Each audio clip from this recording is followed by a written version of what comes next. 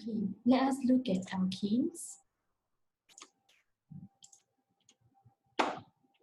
For alkanes, they have a general formula CnH2n plus 2. Have to take note that n must start with the value of 1. So example, if it's the first member of the homologous series, it will be CH4 and that will be methane.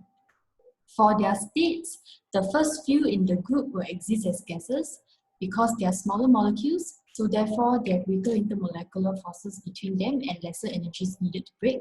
As you go on the group, they will become liquid or the solid states. Okay? The density will be less than 1 gram per cm cube, and they are insoluble in water and soluble in organic solvents. The word saturated means that each carbon atom in the molecular structure has established 4 bonds with 4 different atoms. So for alkenes, if you notice in the diagram over here, for butane, you have C4H10. So all of the carbon atoms, they have established 4 bonds with 4 different atoms. So therefore, all alkanes, we call them saturated. Okay, let's look at the physical properties. Their melting and boiling point will increase. As I mentioned earlier, as the number of carbon atoms increases, there's stronger intermolecular forces between them. So therefore, melting and boiling point will go up.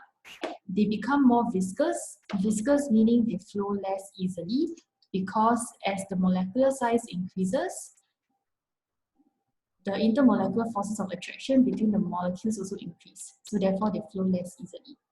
They become less flammable also as there's more carbon atoms inside them now, so the molecule will get harder to burn. Okay, the important part comes in the chemical properties of alkanes. So all alkanes, they will undergo combustion. So this is the general formula for alkanes when they go through combustion. Alkane plus oxygen, it will give you carbon dioxide plus water vapor. If there's limited air involved, not enough oxygen, it will produce carbon monoxide and water vapor instead. They also go through this process called cracking. So cracking is a process by which the alkane molecules are actually broken down into smaller molecules at high temperatures or with the aid of a catalyst at a lower temperature. So the condition needed will be 600 degrees with silicon dioxide and aluminium oxide as catalysts. If you look at the general equation over here, the big alkane will be broken down into smaller alkane or alkene, or the alkane can also be broken down into alkene and hydrogen. Why do we need this process called cracking? It is to meet the high demand of the petrol fraction because the longer chain fractions like bitumen, they are in lower demand. So therefore, we use cracking to break them up into smaller and shorter chain alkenes to meet the demand of the shorter chain alkenes. Okay. All alkanes also undergo this reaction called substitution. So example, when alkane react with halogen like chlorine and bromine, in the presence of UV light, they will go through this reaction. If you look at the example given, CH4 plus Cl2.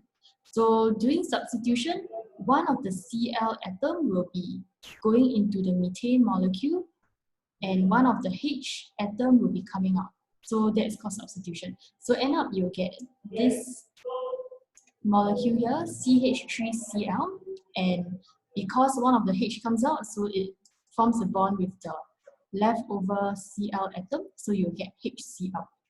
So this process will keep continuing until all of the hydrogen atoms are being substituted.